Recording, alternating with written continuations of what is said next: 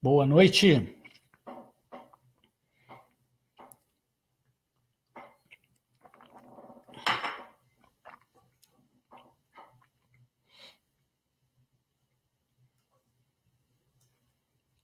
Vocês me escutam bem?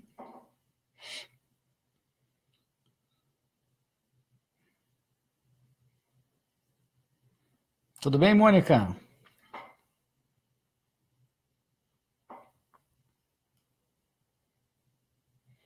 Estou vendo o pessoal entrando. Sérgio, boa noite. Tudo bem? Mário, bem-vindo.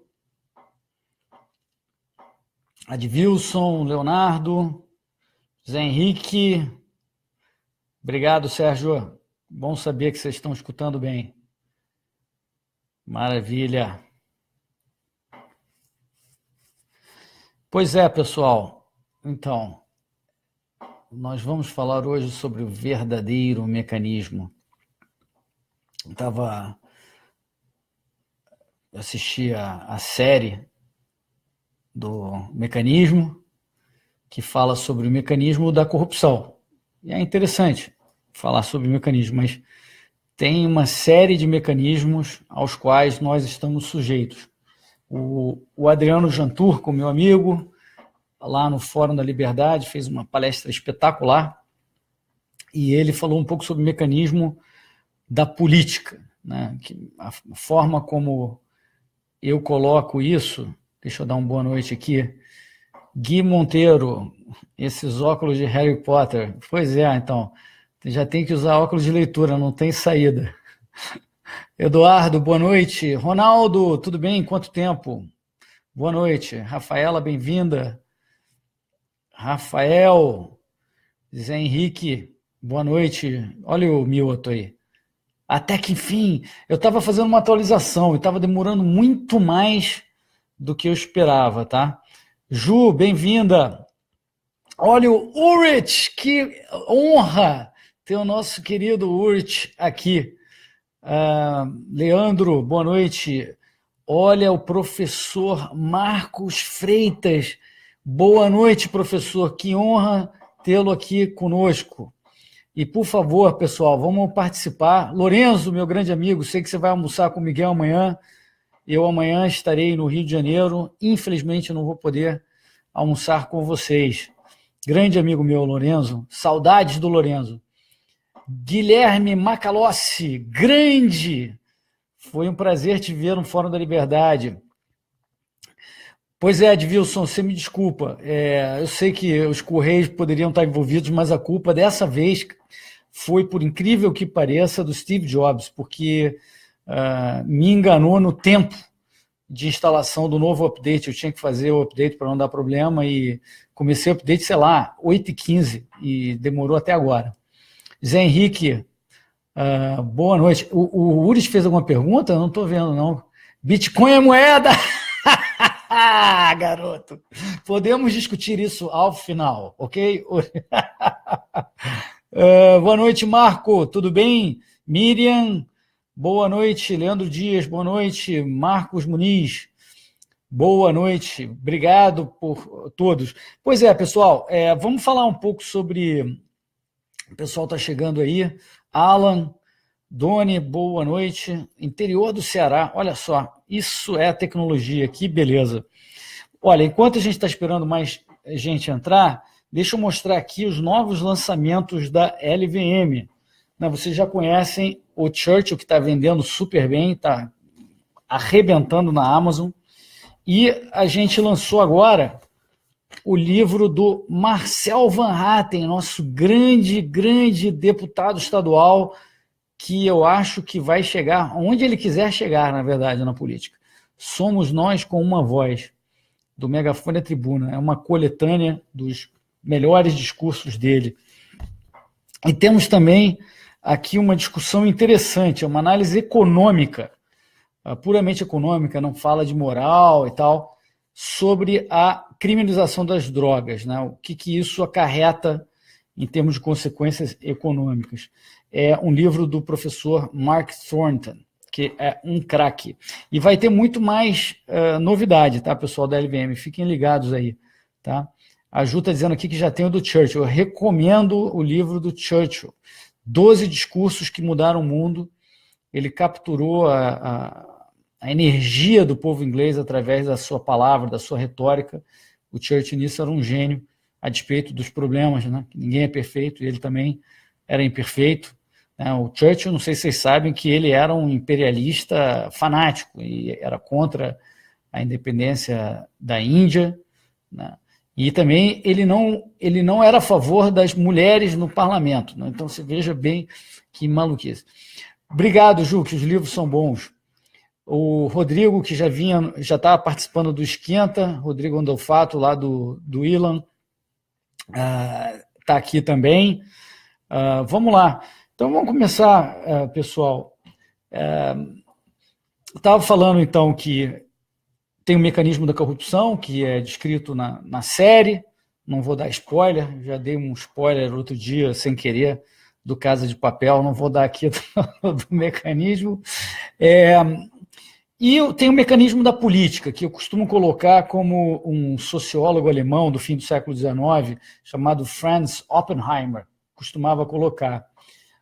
Existem duas formas de você acumular riqueza, gerar prosperidade.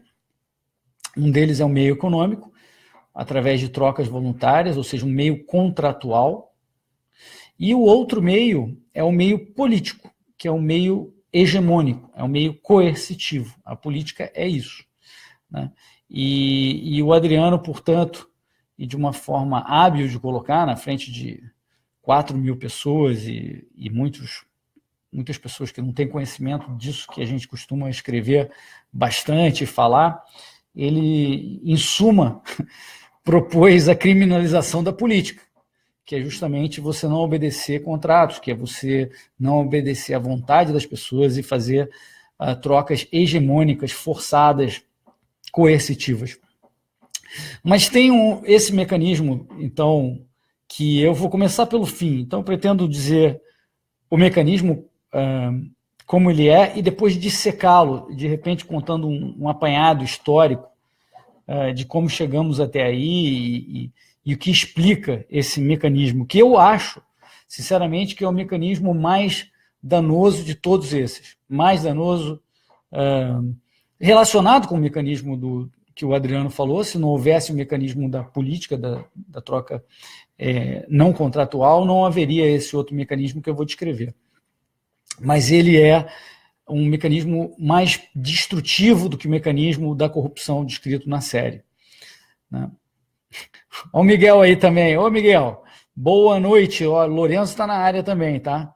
Então, vê se comporta, ok? Para não falar besteira muito por aí. O Miguel, esse meu amigo, costuma falar muita besteira por aí. Não sigam ele não, viu? Vamos lá. Como começar a descrever o mecanismo? É o seguinte. O dinheiro, como eu venho falando aqui no nosso Esquenta, para quem acompanhou a última meia hora, enquanto eu estava acabando de fazer a atualização do computador, eu estava via o celular colocando algumas frases soltas sobre a natureza do crédito, a natureza do dinheiro. O dinheiro, ele, como dizia o Jean-Baptiste Say,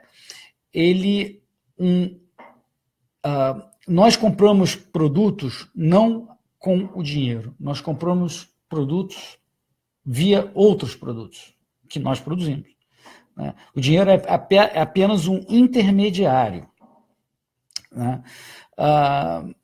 Portanto, ele tem que ser um intermediário honesto, né? Quanto mais honesto for o dinheiro, né? Quanto mais, vamos dizer, isento de intervenção for o dinheiro, melhor para efetivar aquilo que nós demandamos dele, que é facilitar trocas. O diabo é que o governo, através do Banco Central, ou através dos bancos, depende de que momento da história você está falando, o governo interfere no nosso dinheiro. E quem interfere no nosso dinheiro está interferindo em todas as transações da economia. Salvo aquelas que você faz uma permuta, todas as transações da economia envolvem, de um lado, o dinheiro, né? Ou você está comprando o produto, ou você está vendendo o produto. Quando você compra, né, você usa o dinheiro e a outra pessoa te dá o produto, e quando você vende é o reverso, tem sempre o dinheiro em uma das pontas. Então, aquela pessoa que pode manipular, controlar o dinheiro, é capaz de manipular a sociedade como um todo. E isso, senhores e senhoras, está sendo usado da forma mais danosa possível hoje em dia. Como é a história do dinheiro? Primeiro, não, deixa eu falar o fim, então. Então, como é que é hoje feito esse mecanismo? Esse mecanismo é o seguinte: o governo ele quer gastar o máximo hoje que ele puder. Esse é o interesse do governo. Ele tem a força, ele tem a política, ele tem as armas, e ele quer gastar o máximo possível. Mas, como vocês sabem, o governo não cria dinheiro, né? Ele precisa tirar o nosso dinheiro. Mas ele tem duas outras formas possíveis de fazer dinheiro, de gastar o dinheiro, né? de consumir, né? Para eles, normalmente, né? O que sobra para a população é migalhas. Eles geralmente usam o dinheiro para eles próprios, para os amigos deles. A outra forma que ele usa o dinheiro é tomando dívida da população, tomando emprestado da população, né? E a população inclui aí os bancos, né? Se não houvesse o mecanismo que eu vou descrever, o limite que o governo poderia tomar dinheiro emprestado da população seria bastante baixo, na verdade. Antes da criação dos bancos centrais no mundo, se você olhar a dívida pública na Inglaterra ou nos Estados Unidos, antes da criação dos bancos centrais, era muito baixa. Muito baixa.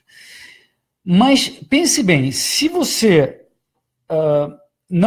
antes de existir o mecanismo da dívida pública, você só podia gastar o que você conseguia tirar da população no mesmo ano de impostos. No momento que você cria um mecanismo de dívida pública, você pode gastar muito mais, antecipando, né, gastos que você teria que fazer no futuro. E aí você vai ter que pagar de volta. E vai ter que pagar de volta principalmente através de impostos. É claro que você pode vender um ativo, mas principalmente através de impostos. Então, se você consegue um mecanismo de ter uma dívida, um mercado de dívida pública fiel, regular, recorrente, consistente, você pode, portanto, gastar muito mais do que você gastaria se você não tivesse este mecanismo.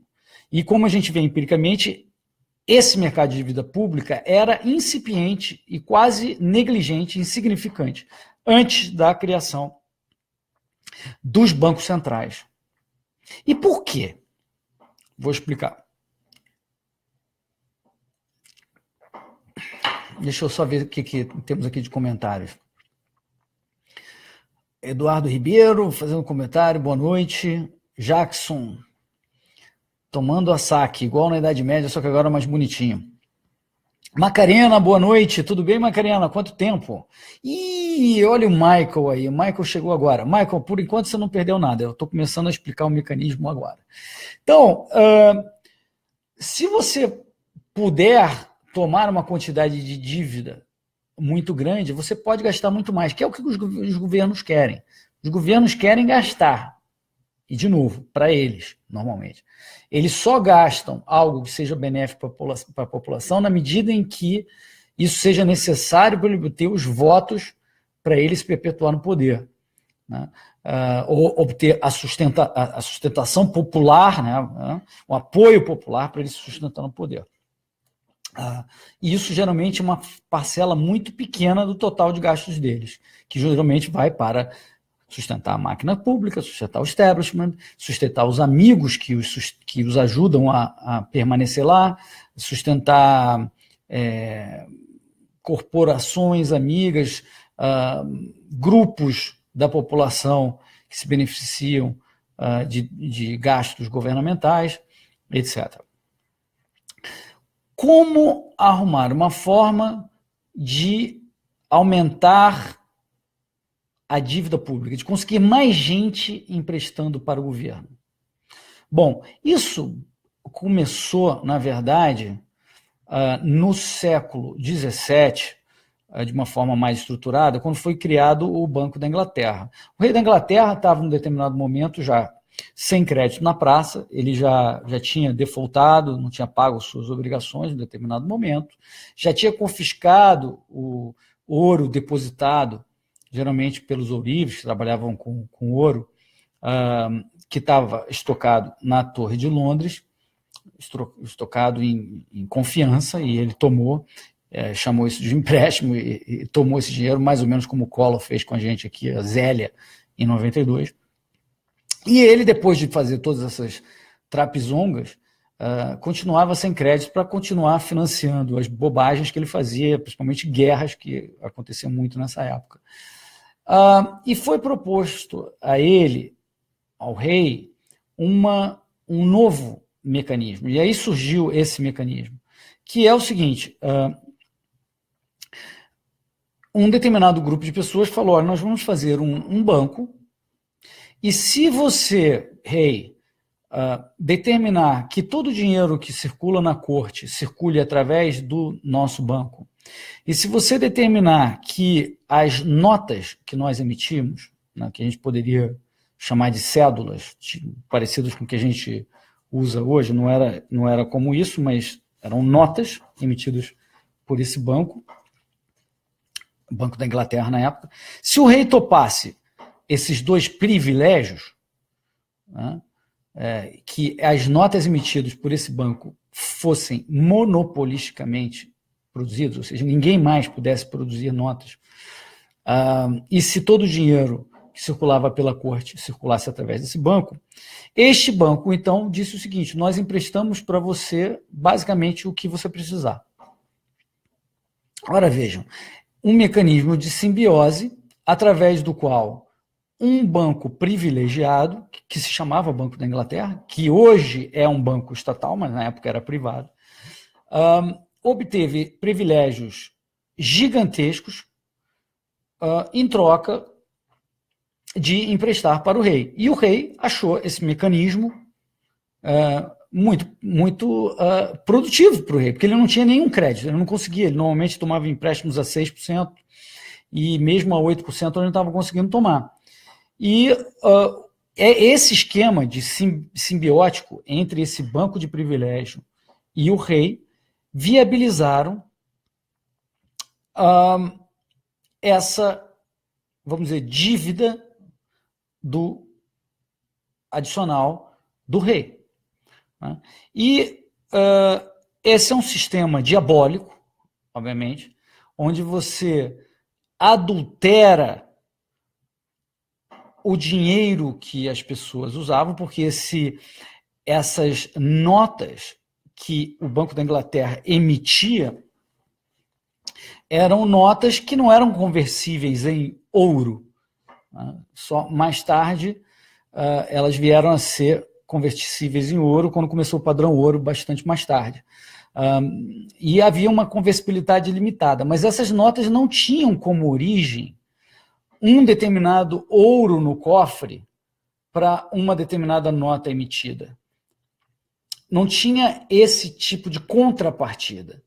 Existia um empréstimo para o rei e o banco simplesmente emitia uma nota que tinha que ser aceita pela população como dinheiro. O único que podia emitir notas, você podia usar moedas de ouro, mas se fosse usar notas, a única entidade que podia emitir notas era o Banco da Inglaterra. Então vocês vejam que esse mecanismo é um mecanismo que hoje, se a gente fosse usar um termo atual, seria chamado de um mecanismo de monetização da dívida do rei. O rei contrai uma dívida e a contrapartida dessa dívida, que é um recebível que o banco tinha, era uma nota que circulava no mercado. Ou seja, quanto mais dívida o rei tomava, mais se imprimia de dinheiro, ou seja, mais inflação tinha também. ou seja, você incentivava o banco a dar empréstimos ao rei e incentivava o rei a tomar o máximo de empréstimos. Então, ele poderia viver como se não houvesse amanhã. Isso significa que, obviamente, isso vai ser e foi abusado ao longo dos séculos. E esse mecanismo, essa direta entre o banco e o rei, foi, com os séculos, considerado um no-no, proibido. Não, veja bem, é isso que tem causado todas essas crises de conversibilidade, de não ter mais ouro. Quando as pessoas vão lá tentar trocar suas notas por ouro, não tem mais, e isso vira uma farsa que ficou percebida como uma grande farsa. Aqui tem uma pergunta do Advilson. Quando tu fala de notas, está falando de moeda já feita ou de letras de câmbio? Então, deixa eu dar um passo atrás. E depois eu vou voltar para explicar como esse mecanismo da origem do Banco Central, né, que foi o Banco da Inglaterra, como é que isso evoluiu para hoje. A nossa moeda, dando um passo atrás, a gente usa moeda como um meio para obter outros bens. A gente sempre pode comprar bens prestando um serviço que a gente tenha, ou trocando por um bem que a gente tenha. É que isso é uma forma complexa, complicada de fazer trocas. Então, a gente elege um bem que a gente entenda que o mercado demande bem, ou seja, todo mundo goste daquele bem, que é um bem líquido, no caso da história, normalmente o ouro. Então, você fala, olha, se eu usar o ouro, esse ouro vai facilitar a minha troca. Então, eu posso usar esse ouro para comprar os outros produtos, isso facilita a troca. Isso é a isso que se presta o dinheiro. Então, o ouro, normalmente, foi o dinheiro do mercado, escolhido livremente no mercado, porque era um bem muito demandado, por diversos motivos. Não cabe aqui a gente discutir. E eu tô sendo, pessoal, bastante simplista para a gente conseguir fazer o ponto completo. Depois, se vocês quiserem, faço uma outra live, eu falo no final detalhes disso. Num determinado momento, as pessoas perceberam que ficar carregando o ouro era algo perigoso, por um lado, ou complexo, porque o ouro pesa, você pode ser roubado, etc. Então, alguns depositários, você pode chamar de banco, guardava em depósito o ouro das pessoas e emitia um certificado do outro lado que equivalia àquele ouro que estava guardado. Então, a pessoa poderia, a qualquer momento, ir lá e trocar o ouro se ela precisasse. Mas o que de fato acontecia é que esse certificado do ouro é que circulava no mercado e as pessoas aceitavam esse certificado. Então, essas eram cédulas, mas eram cédulas diferentes dessa aqui. Eram cédulas que tinham uma contrapartida guardada naquele banco. Né? Então, você continuava, em essência, usando a mesma moeda que você sempre usou, que era uma moeda de ouro, ou um lingote de ouro, pouco importa. Aquilo era meramente uma representação do que estava depositado no cofre do banco. E aí foi mencionada aqui a letra de câmbio. O que acontecia? Num determinado momento, os bancos perceberam, antes do Banco Central ainda, tá? Os bancos perceberam que eles podiam monetizar, e eu vou explicar o que é isso, um recebível. E vou explicar também o que é um recebível. Imagina que você produza camisetas e venda para Riachuelo. E você vende, entrega as camisetas para a Riachuelo te promete pagar daqui a 90 dias. O crédito da Riachuelo, dirigida até há 2 semanas atrás pelo Flávio Rocha, que agora é candidato e, portanto, deixou a direção da Riachuelo. O crédito da Riachuelo é muito bom na praça. Significa que você acredita que você vai receber o valor da venda das camisetas que você já entregou. Esse recebível pode ser transformado num pedaço de papel, né? Vamos pegar aqui um pedaço de papel assim, que está escrito, olha, vai receber daqui a 90 dias esse valor da Riachuelo. E esse papel pode ser chamado de uma letra de câmbio, ou uma duplicata, chame do que você preferir, ok? E o banco pode dar um empréstimo a você que fez essa camiseta, porque você precisa de dinheiro hoje. Eu sei que você já vendeu e tal, mas você só vai receber daqui a 90 dias, você precisa fazer mais camisetas. E você está sem dinheiro, porque você não recebeu ainda da Riachuelo. Então você chega no banco, e o banco pode resolver fazer o seguinte, olha, me dá aqui o teu recebível, então eu vou receber da Riachuelo, eu, banco, vou receber da Riachuelo, e eu te dou um certificado novo. Um certificado como aqueles que a gente estava falando antes, lembra? Que eram certificados de ouro que estavam no cofre? Ele emite mais um certificado, só que agora, ao invés de ter o ouro lá, o que está, em tese, garantindo esse certificado é um recebível de 90 dias. Ou seja, esse certificado, tem mais certificados agora do que ouro. Esse certificado adicional, eu não chamo de certificado, eu chamo ele de um dinheiro fiduciário. É um termo técnico, não importa. É um dinheiro fiduciário. Ele não deveria estar aí. O que está garantindo ele é um certificado que deveria ser diferente do outro. Mas o banco imprimiu o mesmo tipo de certificado, prometendo entregar ouro, tá? O certificado também escreve lá, ó, vou te entregar 100, equivalente em 100 ouros. Mas não tem o ouro no cofre, o que tem é um recebível da Riachuelo. Vocês conseguiram acompanhar até aqui?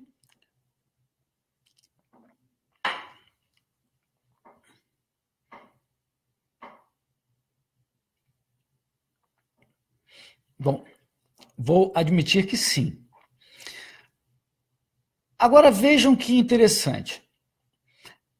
O que aconteceu aqui foi, de um lado, o banco passou a ter no seu, vamos dizer, nos seus bens, no seu ativo, como a gente chama em balanço patrimonial, no seu ativo, passou a ter um recebível da Riachuelo.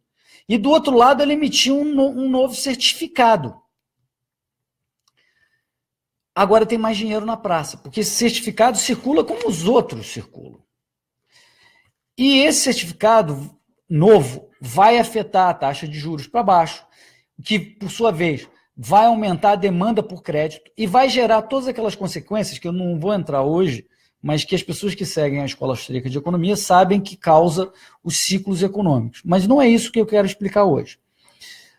O que eu quero explicar hoje é que, veja, à medida que você tenha, tipo, letras de câmbio, por exemplo, o banco pode resolver imprimir mais e mais certificados, acreditando que aquela letra de câmbio vai ser paga e que, enquanto isso, as pessoas não vão todas virem resgatar o seu ouro para os quais elas têm certificado.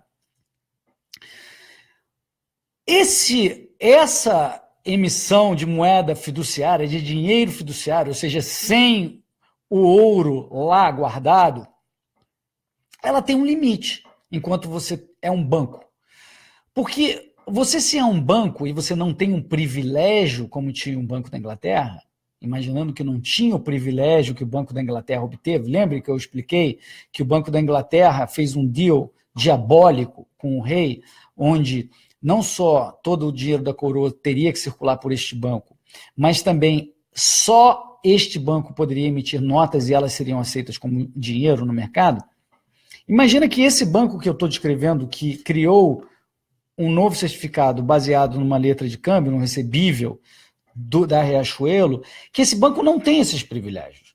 Então, ele não pode exagerar na emissão de certificados descalçados, sem um encaixe em ouro, porque as pessoas podem vir sacar o seu ouro e ela não vai ter. E se o banco obedecer à lei comercial, à lei de mercado, a lei que todas as empresas têm que obedecer, se do dia que alguém vier sacar o banco não tiver o ouro, este banco está, a partir desse momento, considerado insolvente e quebrado. Entra em processo o mecanismo capitalista de correção desse tipo de problema, que não é que o banco desaparece. O mecanismo de concordatas e falências e reestruturações, ele implica em que os acionistas antigos que causaram essa insolvência percam todo o seu dinheiro, os credores, detentores de certificados não cobertos passam a ser os novos donos da empresa, ou nesse caso, do banco, e passam a determinar a sua diretoria e assumem o banco. Assim é no capitalismo. As empresas não desaparecem, as máquinas não desaparecem, não necessariamente as pessoas perdem emprego. Perdem na medida em que haja um novo plano, porque o plano antigo estava mal feito. Mas só nesta medida. A empresa ou o banco pode continuar operando depois de ser substituída pelos seus novos donos, que passaram a ser aqueles que não receberam a sua dívida, a que tinham direito, como as pessoas que tinham certificado tinham direito a receber. Normalmente na história o que acontecia era o seguinte: os governos diziam que o banco poderia operar ainda que não pagasse o certificado, ou seja, ainda que não entregasse o ouro. E aí você gerava outro mecanismo de privilégio que dava outros problemas. Então veja bem,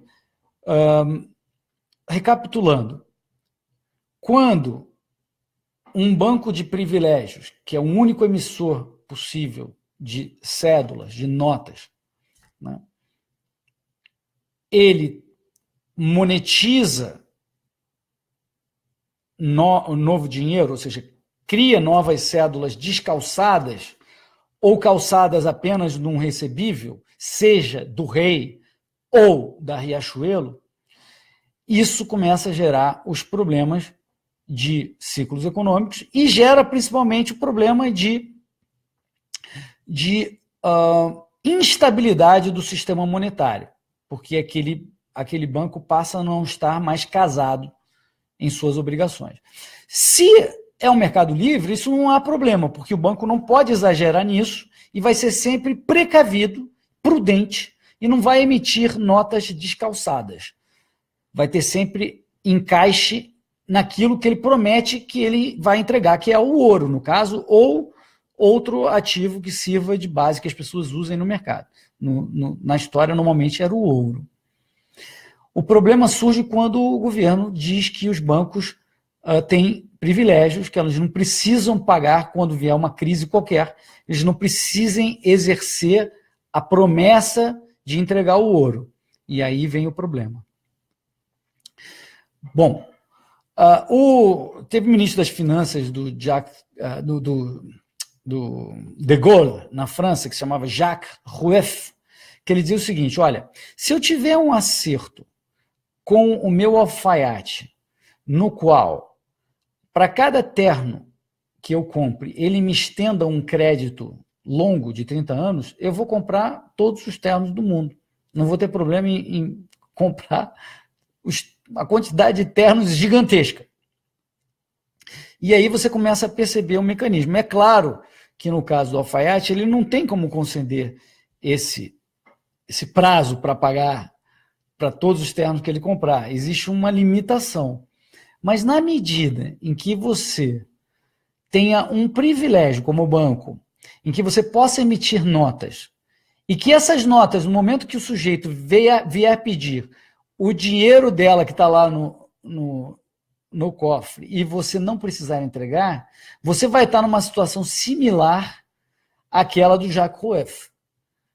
Porque você pode imprimir como se não houvesse amanhã. Você pode emitir notas como se não houvesse amanhã. Você basicamente pode inventar dinheiro sem ter as consequências de ter exagerado nessa emissão de dinheiro.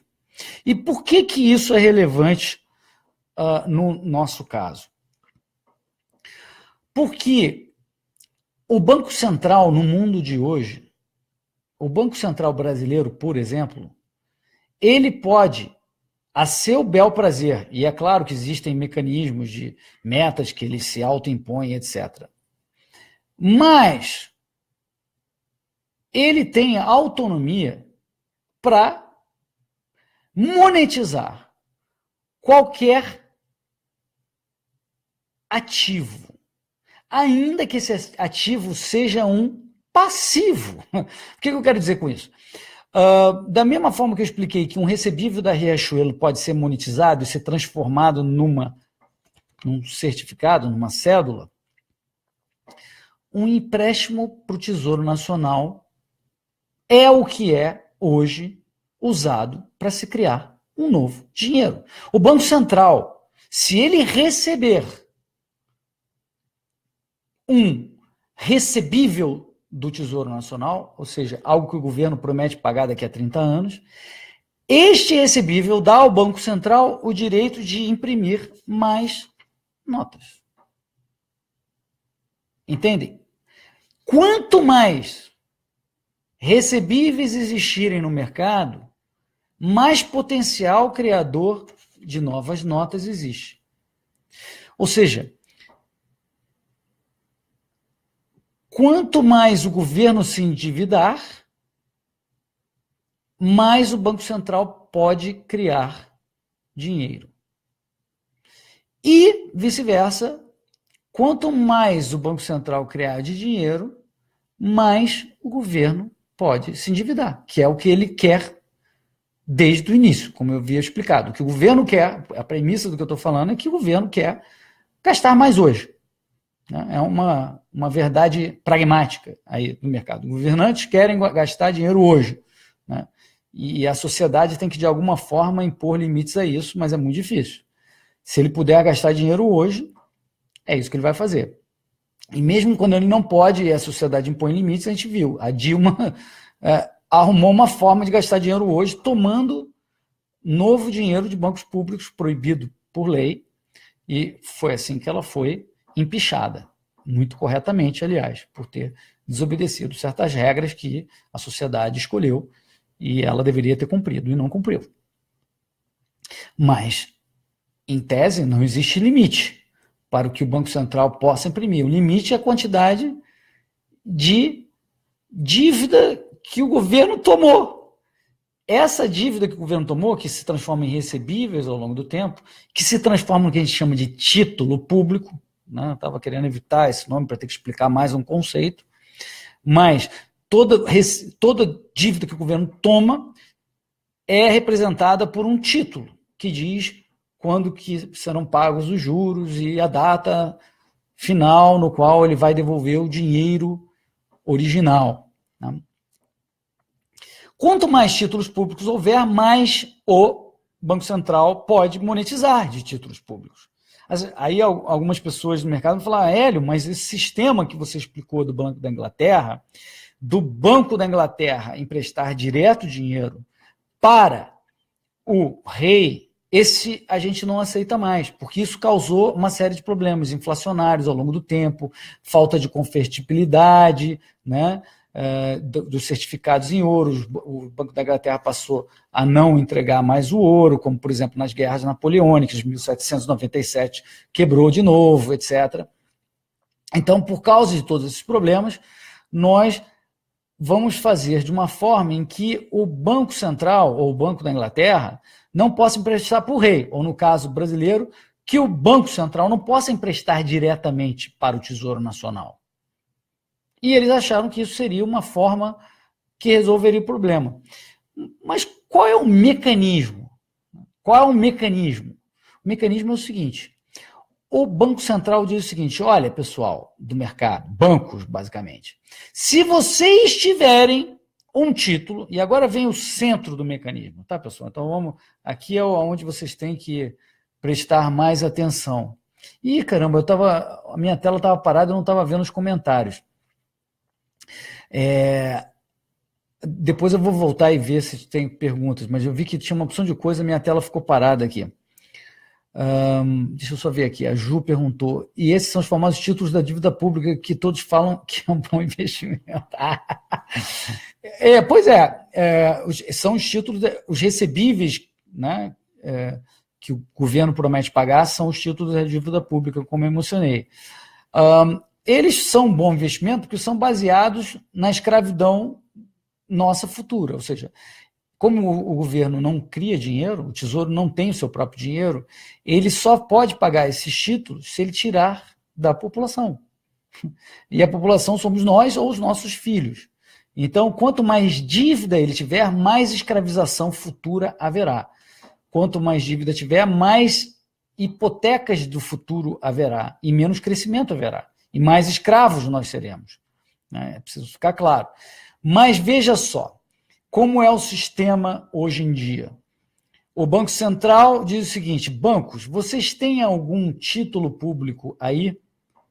Se você me vender esse título público, eu te dou um dinheiro que não existia até agora. Então, ele está monetizando um título existente. Ele não está emprestando diretamente para o rei ou para o tesouro. Mas ele diz, banco, se você emprestar para o rei, eu compro esse título de você, que é a mesma coisa que emprestar para o rei. Só está sendo feito através de uma triangular.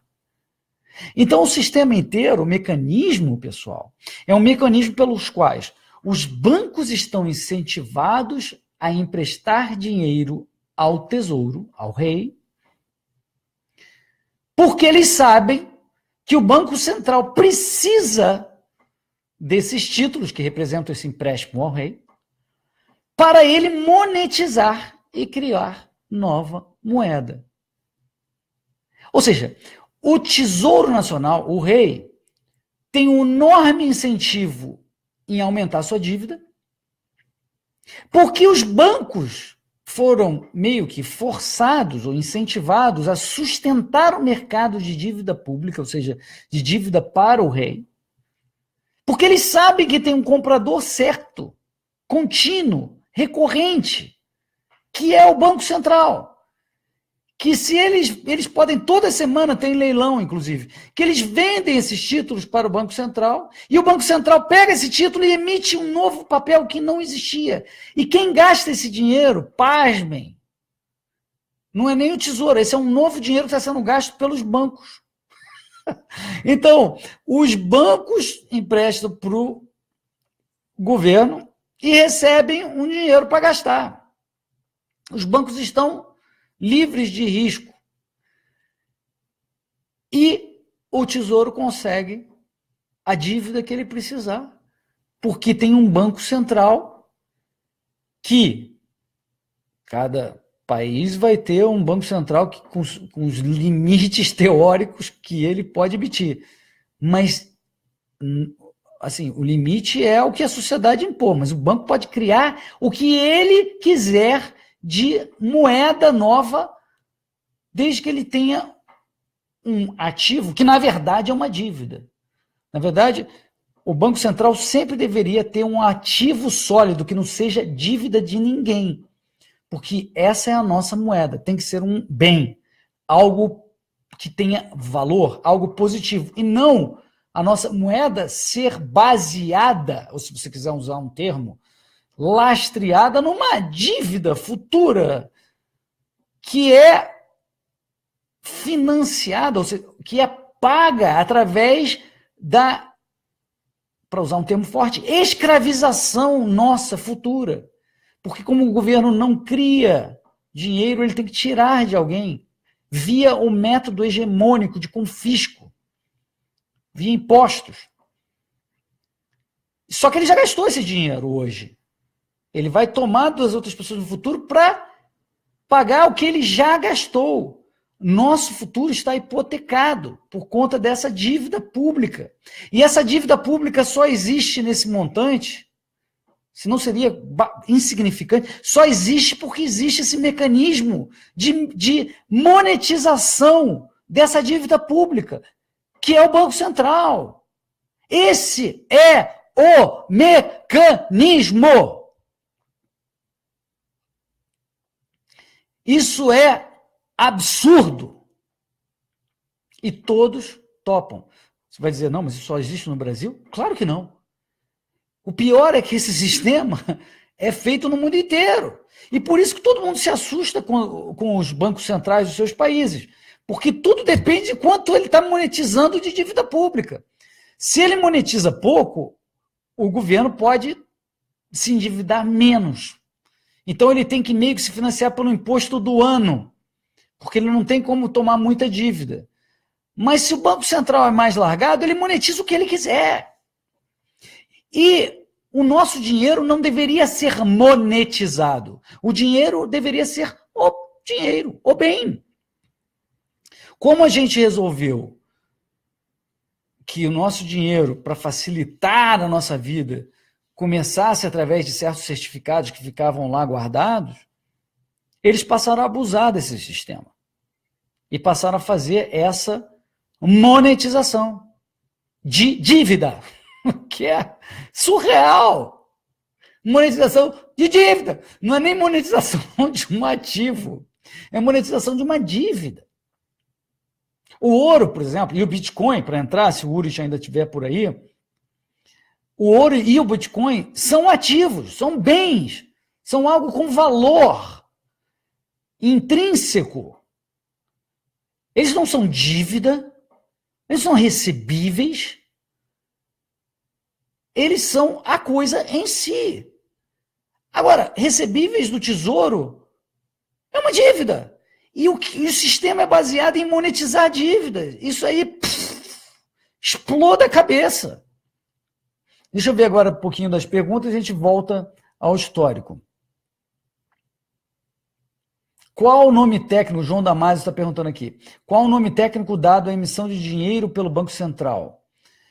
É agregado monetário? Bom, a emissão em si é aumento de oferta monetária, é emissão de dinheiro, como você está colocando também pode ser colocado. Mas isso se transforma num novo dinheiro no mercado que você pode ser capturado por uma medida, por exemplo, base monetária, ou M1, que é publicado pelo Banco Central regularmente, toda semana, ou todo dia.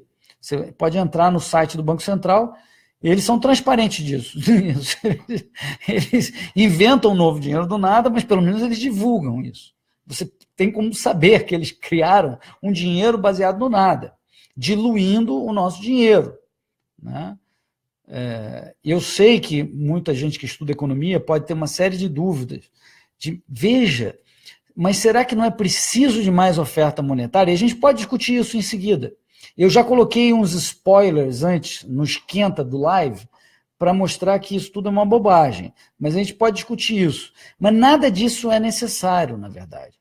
Todo esse dinheiro que está sendo monetizado é um dinheiro que está sendo usado por certas pessoas privilegiadas em detrimento dos demais.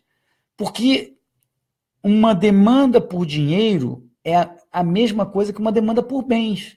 E se eu consigo imprimir um dinheiro e eu gastar, e as pessoas são iludidas a achar que aquele dinheiro é igual ao outro, né? Se eu fizer uma cópia desse, se tiver dois desses, vamos dizer que só existisse esse aqui, e aí eu consigo fazer uma cópia desse e fazer esse aqui também, na minha impressora, que é o que o Banco Central faz.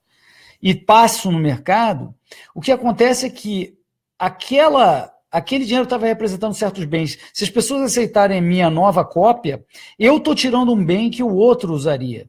Então, se eu estou diluindo, eu excluí outra pessoa de acesso a esse capital, a esse bem que poderia ser usado para a produção. E eu tomei dele e diluí e fiz inflação para todo mundo, né? Mas não é necessária a criação, um aumento de oferta monetária. A escola austríaca já demonstrou muito bem de que a oferta ótima de dinheiro em determinado momento é exatamente a quantidade de dinheiro que tiver naquele momento. O dinheiro, uma oferta adicional de dinheiro não gera nenhum benefício social.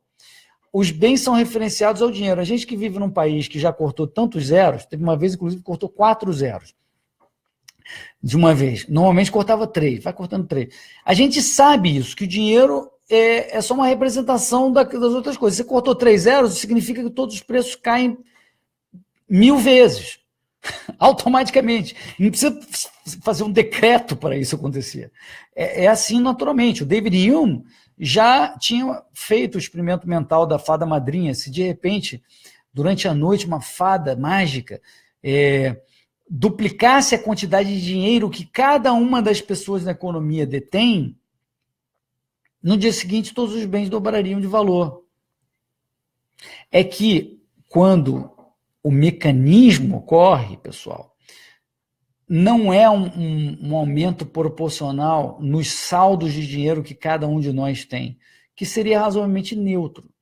E, em termos técnicos, a moeda não é neutra, porque o dinheiro é criado pelo Banco Central e imediatamente gasto pelo banco num ponto específico da economia. Então, aquele cara se beneficia às expensas dos outros.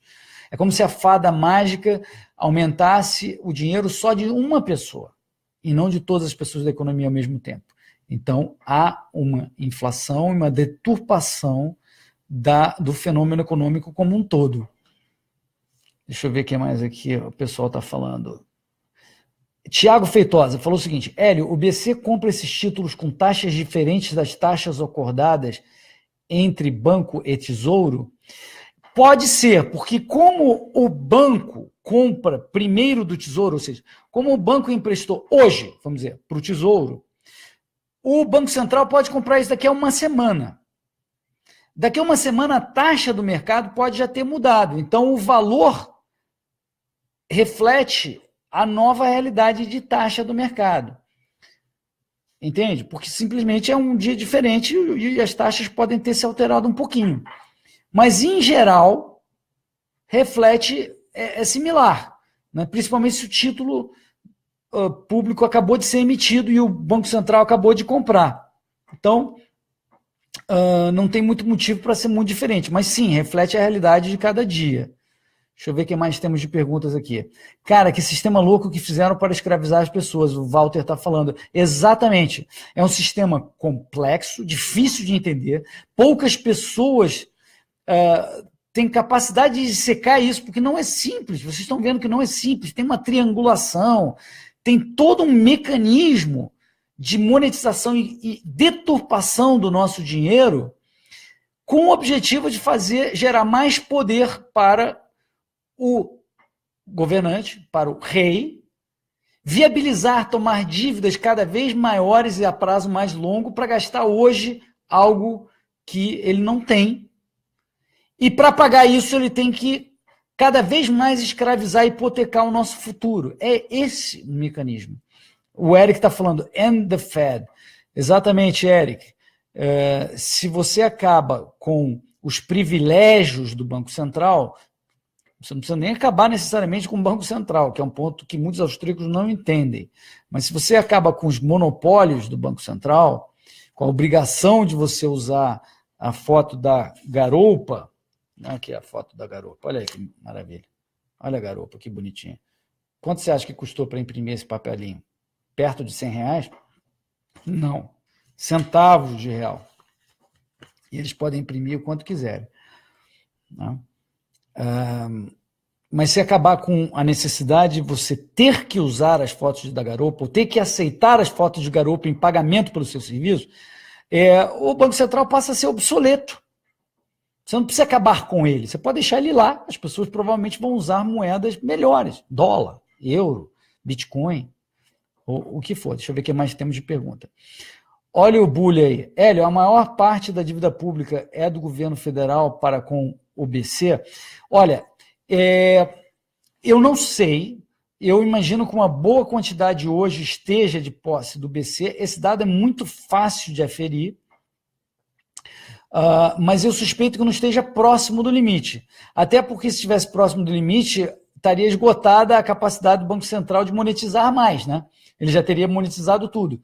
Então, o incentivo que existe no mercado é, se o Banco Central estiver detendo uma parte muito grande, próxima do total emitido, o governo federal vai imprimir mais ainda, vai tomar mais dinheiro ainda, porque ele pode fazer isso, porque tem mais espaço para o Banco Central fazer mais monetização, né? Então, em geral, não chega perto do total, né?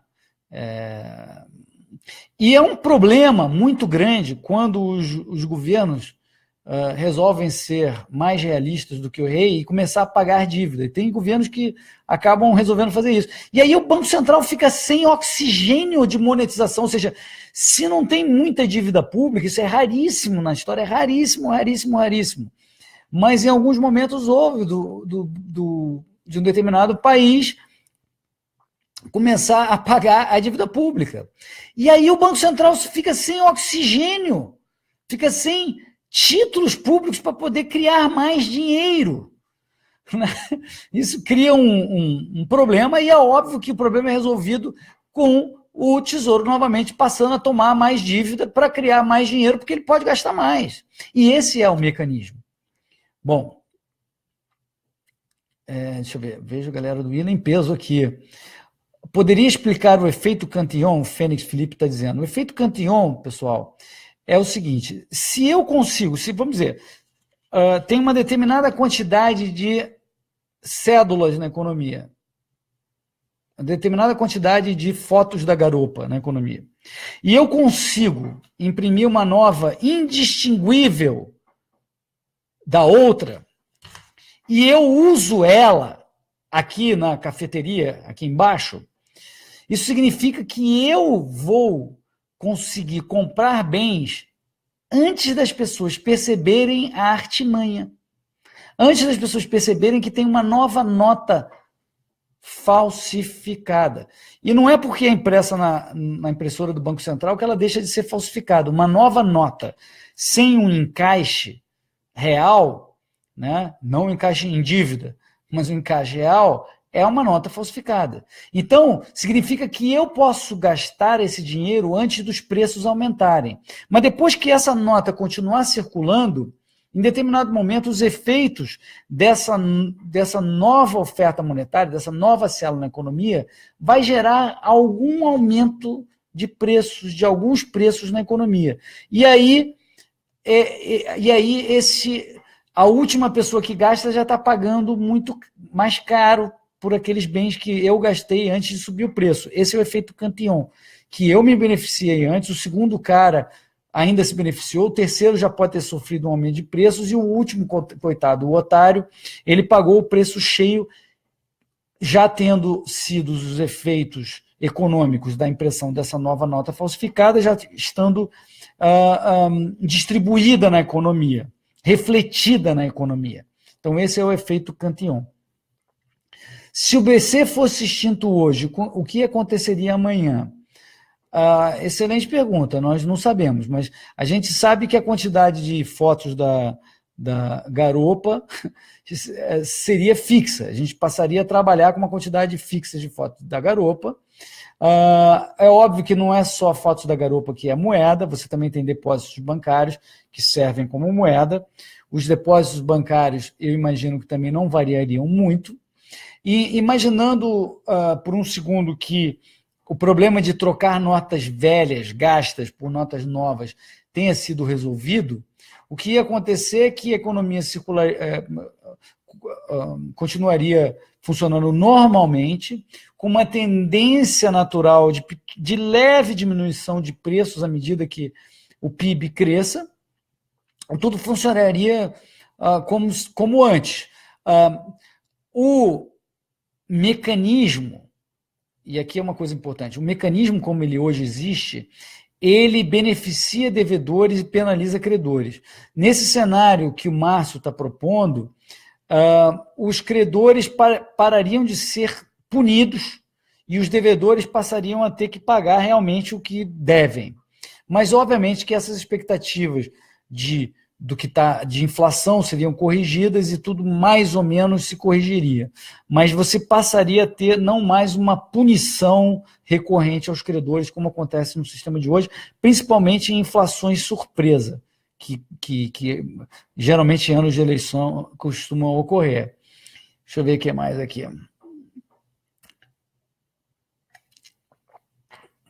Guilherme, se o BC troca os títulos do governo por dinheiro com os bancos, o credor do governo passaria a ser o BC, certo? Exato.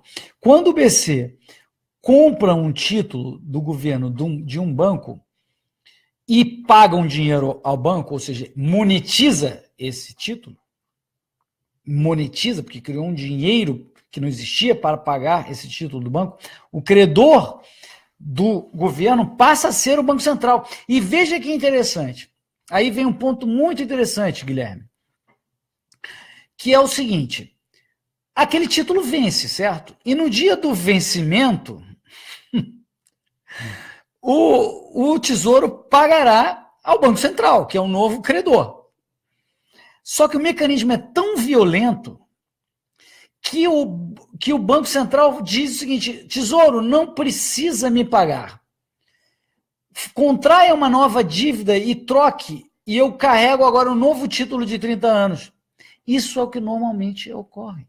Acredite se quiser. E aí, nestes casos que acontecem toda semana também, há uma monetização direta, como ocorria na Trapizonga, no pacto diabólico do Banco da Inglaterra com o rei.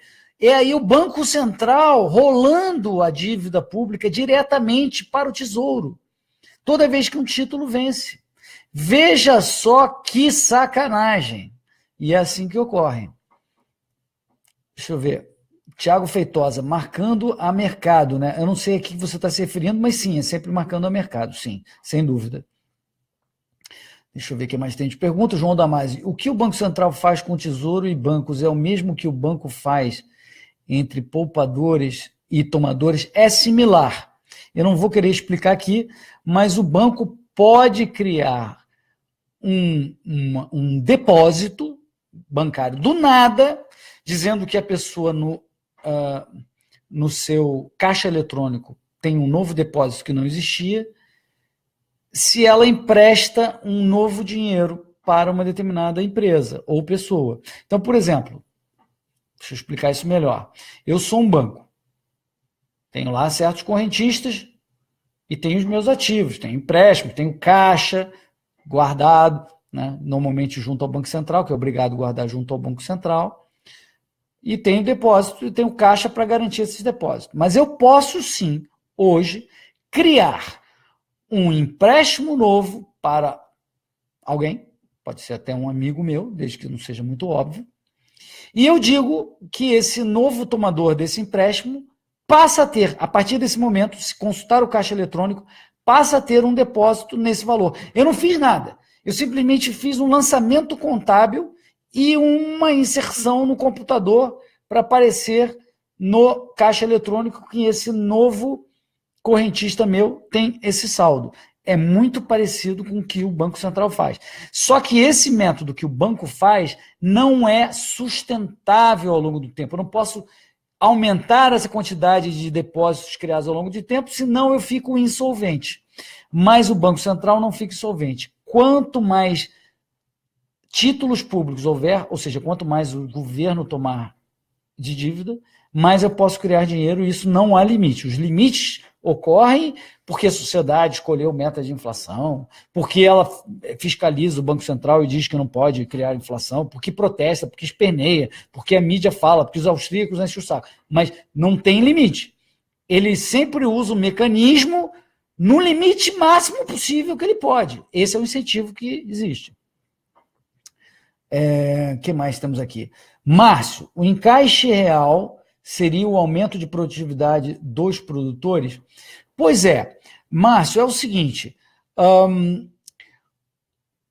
toda vez que aumenta a demanda por moeda, e vamos dizer que toda vez que aumenta a produção, aumenta a produtividade, aumenta a produção, aumenta a demanda por moeda.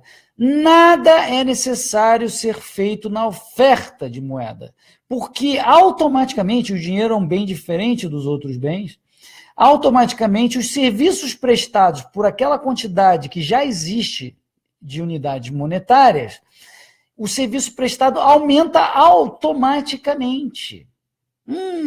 É diferente dos outros bens. Os outros bens, uma oferta a mais de qualquer outro bem, seja copos, papel, livros, prestam um benefício social, porque um bem novo existe no mercado. Isso presta um novo benefício. Mas o dinheiro não precisa aumentar para prestar um novo benefício. Se aumenta a quantidade de bens na economia, ou produtividade, aquela quantidade atualmente existente de dinheiro já reflete, em termos de serviços prestados, aquela nova demanda por dinheiro que foi gerada a partir dessa nova produtividade, nova produção. Certo? Sérgio Silva, o Tesouro Direto, que o Paul Singer tanto ama. O Tesouro Direto, tudo bem, não afeta o raciocínio.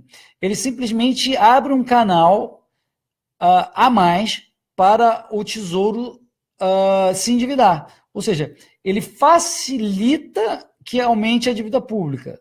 Mas, como é um mecanismo voluntário, isso me preocupa menos do que o mecanismo que eu descrevi aqui, o verdadeiro mecanismo, no qual o banco compra dívida pública, empresta dinheiro para o Tesouro, porque ele sabe que no segundo seguinte ele pode vender essa dívida sem prejuízo, em geral, com lucro, porque o banco recebe taxas, etc., etc., e tem os juros.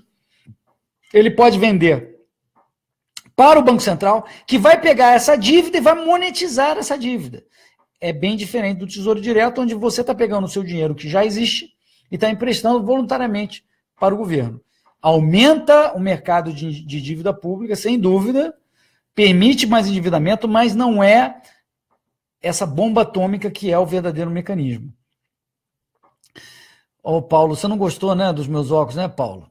Tudo bem, eu te dou um de presente igual para você usar, você vai ficar bonito. Guilherme Keller, Hélio, como nós podemos nos proteger desse mecanismo nos investimentos?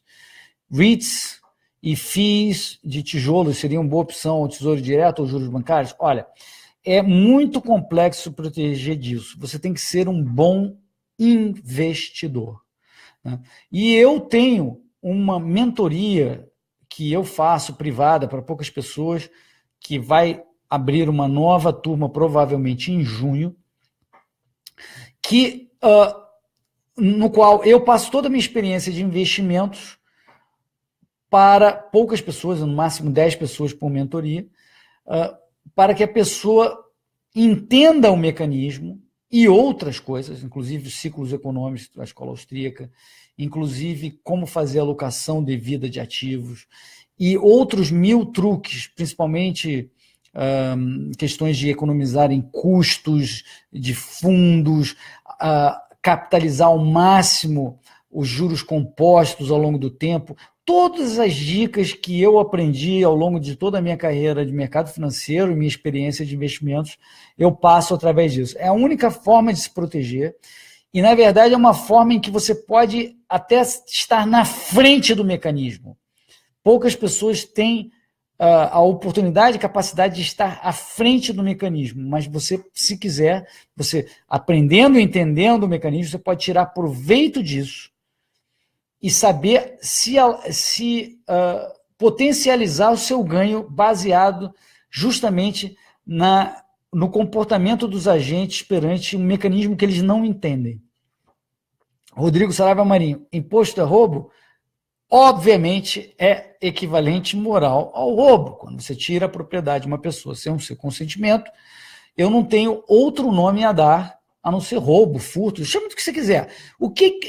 Pense o seguinte, o que você chamaria ao ato de se tirar à força, sem o consentimento da outra pessoa, um pedaço da propriedade da outra pessoa, sem o consentimento dela? O nome que você escolher, para mim, tá bom. Bote aí, preencha. Imposto é esse nome que você escolheu. Você pode chamar de roupa, não chamar, mas é esse nome que você escolheu. Toda vez que você tira a força, uma propriedade de uma determinada pessoa sem seu consentimento. Vamos ver o que mais temos aqui. Hayek é o cara? Isso aqui é uma piada interna nossa aqui. Olha, Silvia, boa noite, Silvia, que bom que você está por aqui. Não sei se você conseguiu pegar todo o raciocínio, mas depois isso aqui vai ser publicado, você pode pegar toda a explicação. Luiz Fontilelli, em resumo, é uma quadrilha oficial de falsificadores de papel moeda? A quadrilha oficial de falsificadores de papel moeda é o Banco Central. Sim, o Banco Central monetiza dívida, ao invés de usar um bem com valor, como lastro de uma cédula, de uma nota, ele cria esse dinheiro do nada, usando como lastro simplesmente uma dívida, e esse dinheiro é usado pelos bancos, que são os primeiros a gastarem, e neste processo como um todo, o Tesouro é que se beneficiou, porque é ele que serviu de lastro para a monetização, ou seja, quanto mais dívida o Tesouro tomar, melhor se pode fazer o mecanismo. Mas o falsificador, na verdade, é o Banco Central. Lorenzo, no mercado 100% liberal, a alavancagem não deveria ser igual para todos? Eu não sei o que você chamaria de mercado 100% liberal, mas no mercado 100% liberal não há privilégios, não há monopólios por lei. Ou seja, você se quisesse usar dólares e ter contas correntes em dólar e colocar um contrato comigo em dólar, no qual eu te pago em dólar e você é obrigado a aceitar dólares, esse é um mercado que seria 100% liberal. A alavancagem não seria igual para todos, né? Cada um terá a sua propensão à alavancagem, que depende, em última instância, vou ser um pouco técnico aqui, da volatilidade das minhas receitas, dos meus fluxos de caixa. Quanto maior for a volatilidade dos meus fluxos de caixa, menos alavancagem eu posso ter. Seja uma empresa, um banco, ou o que quer que seja. Uma empresa, por exemplo, vamos dizer, elétrica, que sabe que vai receber, as pessoas têm que consumir aquela quantidade mais ou menos de energia elétrica todo mês, ela pode se alavancar mais que uma empresa que trabalha com minério de ferro, por exemplo. Então, não, no mercado 100% liberal, a alavancagem não necessariamente é igual para todos. Juliana pergunta, você acha que o ouro poderia ter um paralelo com títulos de resgate de ativos reais, como cereais, bois, soja, etc? Pois é, isso aí, que é uma pergunta, pelo que eu estou entendendo aqui do Rodrigo Andofato, é o seguinte, quando eu comecei aqui a minha live, que eu mencionei sobre as letras de câmbio, né, as letras de câmbio representam um pouco um título de resgate de ativos reais. Não são a mesma coisa, porque um título de resgate de ativos reais é um bem futuro, é um bem que você tem que ir lá e alguém vai te pagar no futuro. Geralmente tem um prazo de vencimento, não é um bem à vista. Né? Perdão. Ou seja, isso que alguns bancos no passado e algumas escolas de economia consideravam passível de monetização, que seriam esses letras de câmbio, títulos recebíveis de coisas reais, isso cria o mesmo problema, porque o dinheiro é um bem presente, é um bem real, um bem que se pode usar agora. E uma letra de câmbio, ou um título que represente um resgate no futuro de certos bens, é um título de crédito. Tem uma natureza distinta de um bem presente. É um bem futuro, ou seja, um crédito. Né? Então, ele, no fundo, é uma dívida. Todo crédito é uma dívida. Então, você monetizar uma dívida gera o mesmo problema que eu estava citando no caso em que se monetiza uma dívida do Tesouro Nacional. Olha o Benê aí. Boa noite, Benê. Bem-vindo. Espero que você goste da discussão aqui. É um pouco complexa, mas explica o mecanismo. Espero falar mais sobre ele no futuro. e espero que as pessoas estejam começando a entender o que é isso, esse mecanismo muito mais danoso que o mecanismo da corrupção citado na série da televisão. O Márcio perguntou, essa rolagem infinita de dívida gera alguma bolha? Sem dúvida gera uma bolha.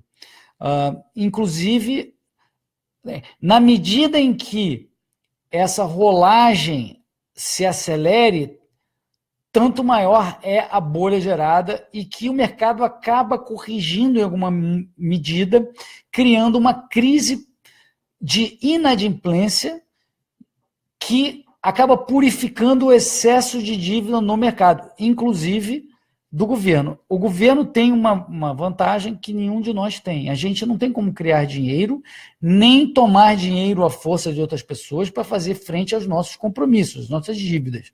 O governo, ele pode. Isso significa uma escravização da sociedade. A gente não pode.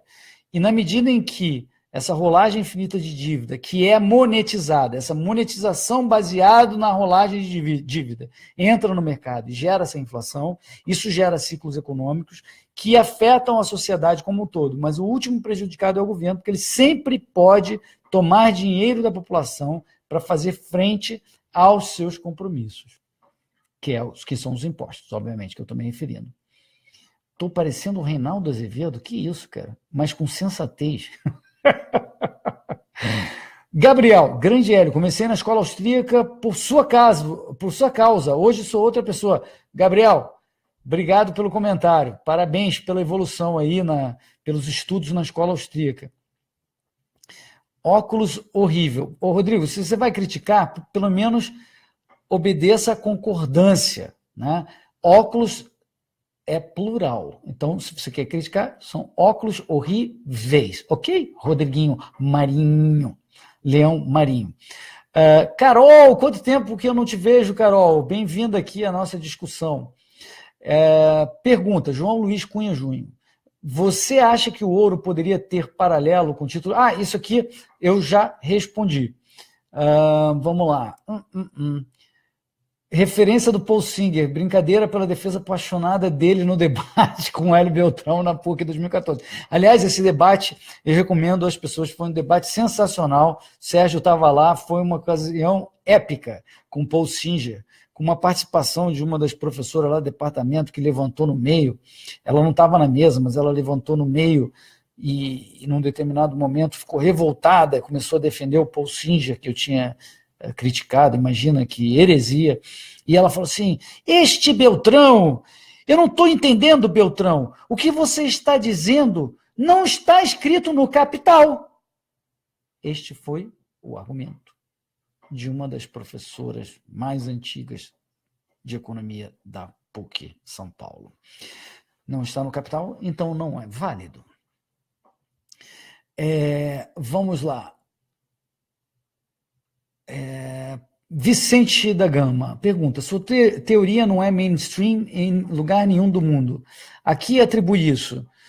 Olha, Vicente, é o seguinte, isso não é uma teoria, eu estou descrevendo os fatos como eles são, né? Se tem algum questionamento, ou alguma contestação, ficaria feliz em que você contestasse o que eu falei aqui para eu poder corrigir. Então, não é uma teoria, é uma descrição do funcionamento do sistema financeiro. A teoria austríaca já foi mainstream em vários momentos. A Currency School, que descreve mais ou menos o que eu estou falando, mesmo antes do nascimento da escola austríaca, era uma das duas teorias vigentes. A outra era a Banking School, que defende o sistema, em grande medida, como ele funciona hoje. E a Currency School foi aplicada, principalmente na Inglaterra, a partir de 1844, depois do Peel Banking Act, e em muitos outros países onde havia conversibilidade plena das notas em ouro, e ela venceu durante décadas e décadas e décadas, até séculos. Né? Ela não é hoje mainstream. Não deve ser surpresa você saber que as pessoas que são mais poderosas se beneficiam do mecanismo. Então, isso, em parte, explica por que governos, que são os mais poderosos, e seus amigos, que são também muito poderosos, bancos, que também são muito poderosos, se beneficiam sempre desse mecanismo. Então, acho que isso ajuda a explicar a por que o mundo hoje está baseado no mecanismo. Mas podem ter outras causas que podem explicar. Eu acho que as ideias da sociedade determinam.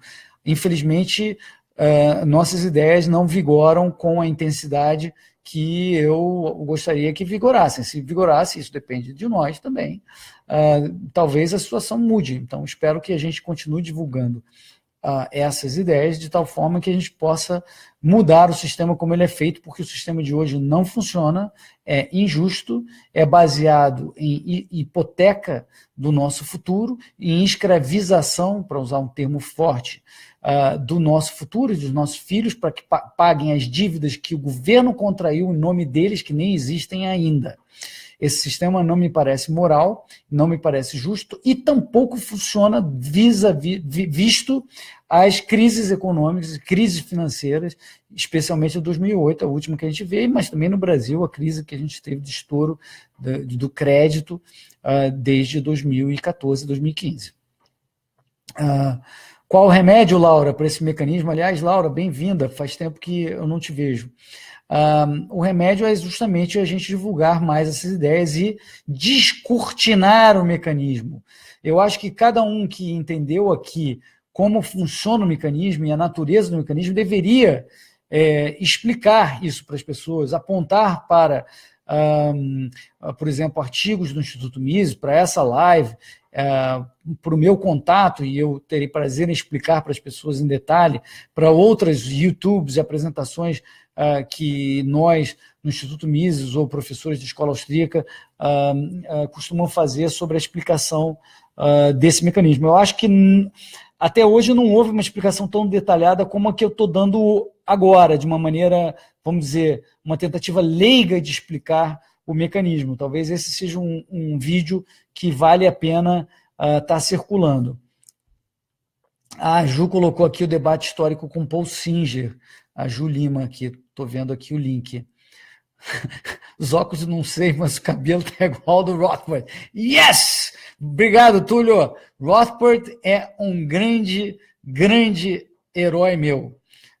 Então, se eu estou parecido com ele, eu fico muito feliz. Walter Dressler. Hélio, como podemos dar um choque nesse sistema imediatamente e mudar esse mecanismo aqui no Brasil? Olha, eu não vejo como esse mecanismo, em grande medida, é aplicado na maior parte do mundo, salvo raras exceções. Eu acho que vai dar muito trabalho, é preciso muita divulgação, muita leitura e muita gente paciente a explicar o mecanismo. Hélio, tem plano de traduzir o Money Sound and Unsound do Salerno, é um baita livro, está aqui atrás, na estante. Olha, eu tenho plano, mas ainda não está no planejamento técnico disso. Mas temos algumas novidades que publicaremos em breve, tá? Que você vai gostar, Ricardo, tenho certeza. Olha, o João Damasio está sugerindo para o pessoal, e eu concordo, procurar materiais sobre a escola austríaca, pelo menos ler as 6 lições de Mises. Né? Boa parte das dúvidas da galera podem ser respondidas lá. Eu acho também um livrinho pequenininho, um livreto, que se chama O que o governo fez com o nosso dinheiro, do Rothbard, ajuda bastante a explicar isso aí. O Márcio pergunta como fazer para participar da mentoria. Márcio, se puder entrar em contato com rafael@mises.org.br, ele vai te dar os detalhes dessa mentoria, tá? Pergunta do Fernando Bulha, meu aluno na pós-graduação, aliás, excelente aluno, na pós-graduação em Escola Austríaca de Economia.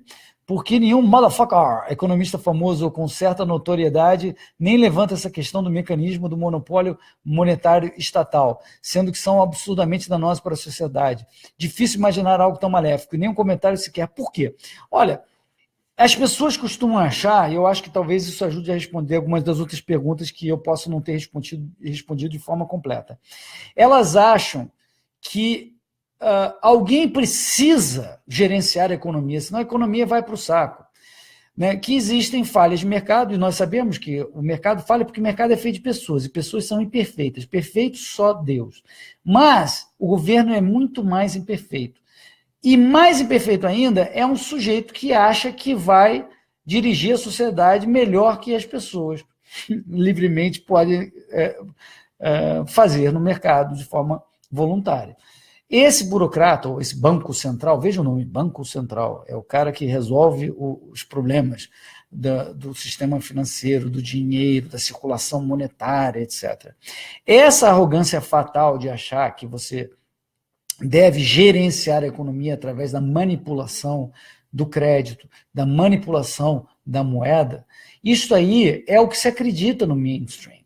E é uma falácia, é um erro, e só cria problemas, e principalmente, eu acho que é o mais grave, racionaliza o mecanismo. Essa venda de voodoo econômico do mainstream é o que racionaliza e hipnotiza as pessoas a aceitarem o mecanismo ou nem conseguirem ver, porque o mecanismo se baseia, em grande medida, em truque de fumaças e espelhos. É uma grande ilusão para que as pessoas não percebam o que de fato ocorre. E essa racionalização que o mainstream faz, os economistas convencionais, de dizer, não, veja bem, nós precisamos gerenciar a liquidez, falta liquidez aqui, ora bolas, falta liquidez. Faltar liquidez é o mesmo que dizer que falta bens. Né? Faltar liquidez é o mesmo que dizer que faltar bens, porque o dinheiro representa apenas bens. O preço de qualquer mercadoria, o preço é o que exclui compradores. Quanto maior o preço, várias pessoas que gostariam de comprar aquele bem não o comprarão. Da mesma forma, os juros são o que excluem tomadores. Faltar liquidez é como se fosse uma revolta contra o preço, porque um tomador motivado sempre obterá o crédito ou o dinheiro que ele precisa, a liquidez que ele precisa. Basta ele estar disposto a pagar uma determinada taxa que seja a taxa de mercado. Né? Mas você reclamar de falta de liquidez é sinônimo a dizer que você está revoltado com a taxa de juros, que está alta. Mas a taxa de juros só reflete a falta de bem, a falta de capital. Tá certo? Então, pessoal, esse negócio de dizer que existe falta de liquidez é a versão econômica dos mimizentos. Eu estou achando o preço alto, devia ser mais baixo. É isso. Isso que o mainstream, olha, a moeda deveria ser mais elástica. Falta liquidez e o Banco Central deveria oferecer liquidez. Isso tudo é meramente, traduzindo, é meramente um mimizento reclamando de uma escassez de bens que se reflete na taxa de juros. É uma vergonha. Sinceramente, é uma vergonha, pessoal, que nós ainda estejamos na idade medieval do conhecimento de teoria monetária, de teoria econômica. A Isabel faz uma pergunta aqui. Criptomoedas poderão danificar algumas engrenagens desse organismo? Sem dúvida. Porque as criptomoedas, se elas passam a ser aceitas num universo de criptomoedas grande o suficiente, você cria uma jurisdição, entre aspas, que não existe, que são essas pessoas que compram e vendem usando criptomoedas, e você aleija o monopólio e a vantagem do monopolista, do mecanismo, de que você tenha que usar a moeda dele. Se essa jurisdição de cripto, uma jurisdição virtual, de pessoas que compram e vendem usando cripto, aceitam receber cripto e decidem ficar com a cripto porque sabem que vão poder gastar a cripto para comprar outras coisas, se esse mercado cresce e cresce exponencialmente, a moeda monopolista perde razão de ser. E é por isso que os bancos centrais tendem a ficar assustados com a evolução de cripto e os bancos também. E não sabem lidar com isso, na verdade. Olha o Raduan aí, bem-vindo, Raduan. Eu estou me encaminhando para o fechamento. Enquanto eu respondo as perguntas, eu vou reafirmar o que é o mecanismo. E aí, professor, qual a sua religião? Olha, eu vou fazer um live para explicar, porque não é simples, não tem uma explicação que, se eu falar a palavra X, não vai ser fiel ao que eu efetivamente acredito como um todo em relação às minhas crenças. Tá? Então, em algum momento, eu faço um live para falar sobre a minha religião. Sensacional ideia das lives. Qual a sua definição de mecanismo? Então, eu já vou aproveitar. Gutierrez perguntou qual a sua definição de mecanismo. Mecanismo é esse esquema, né? Então, é um esquema. É um esquema difícil de perceber, baseado em ilusão, em triangulações, em títulos que passam de mão em mão, em dívida, que são questões complexas de compreensão, que estão dispersas no espaço e no tempo, porque dívidas também são no tempo, com o objetivo de perpetuar a dívida pública e o gasto público e, consequentemente, nos escravizar o nosso futuro para pagamento. Então, isso que eu defino como o mecanismo. Definição de mecanismo, que no caso se aplica ao que a gente está falando monetariamente, e dívida e criação de moeda, monetização, porque eu já expliquei aqui, sugiro dar uma olhada no que eu falei até agora. Hélio, não ofenda os medievais. Tá certo. Eu usei o termo medieval no conceito corriqueiro, não quis dizer no conceito de medieval. Eu tenho um enorme respeito aos pensadores medievais. Tomás de Aquino é um dos meus grandes heróis. Eu sou maníaco pelos pensadores da escolástica tardia de Salamanca. Sem dúvida, quando eu falei medieval, eu estou fazendo simplesmente um sinônimo daquilo que a gente vê das torturas medievais, aquele tipo de coisa. Não se refere ao pensamento medieval de forma alguma. Keynes é o mal do século? Olha, eu não sei se Keynes ou os keynesianos, mas sem dúvida eles são mais um dos racionalizadores do mecanismo.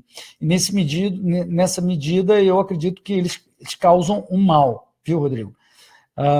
Leonardo, live brilhante. Muito obrigado, Leonardo. André Tavares, tem referência para a realidade brasileira disso que tu está falando? Olha, tem muitos artigos do Leandro Roque no site do Instituto Mises que descrevem, talvez com outras palavras, isso que eu mencionei hoje. Tá? Bibliográfica, acho que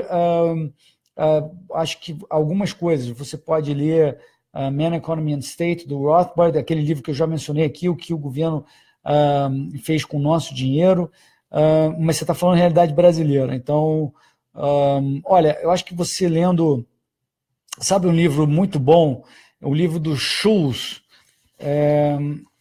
que se chama A Crise Financeira da Abolição. O nome da pessoa é John Schultz. Ele é professor da Business School São Paulo e fez um trabalho bastante bom do histórico monetário brasileiro, desde o Império e até a crise da abolição da abolição da escravatura e a crise da queda do Império e o tal do encilhamento no início da República. Eu acho que, se você quiser uma referência histórica da realidade brasileira, eu começaria por aí, depois eu te passo uma outra de períodos mais recentes. Eu acho que o livro do Gustavo Franco, ele pega a partir de 1930, por aí, deixa eu ver se ele está aqui.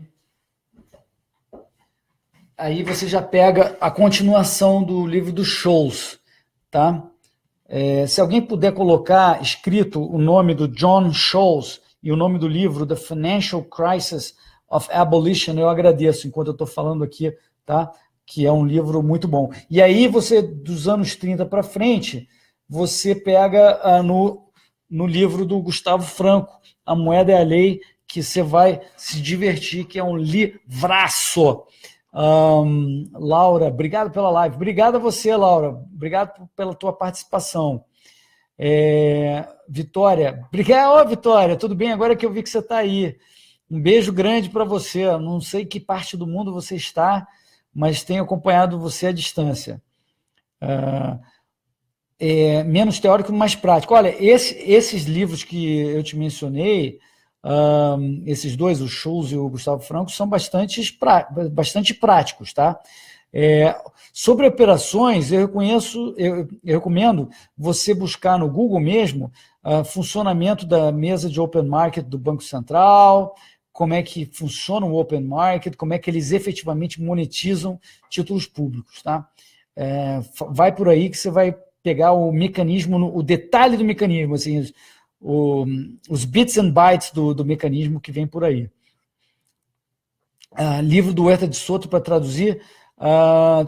Sim, poxa, podemos falar sobre isso aí. Josias, valeu, Hélio, parabéns, muito bom. Deixa eu ver se eu tenho uma última pergunta. Gustavo Franco não vê sentido no fim do Banco Central. O que pensa disso? Gustavo Franco é um monetarista?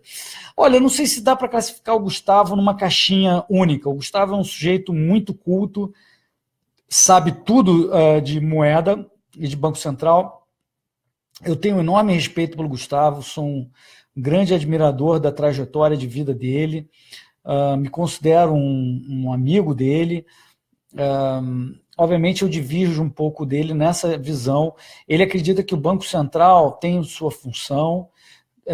Imagino que ele acredite que a oferta de moeda deva ser elástica, e eu divirjo disso. Eu acho que não é preciso. Eu acredito, como qualquer pensador da escola austríaca, 90% deles, que a oferta ideal, ótima de moeda é a que existe no momento. Você não precisa criar mais moeda, e ao contrário, quando você cria problemas.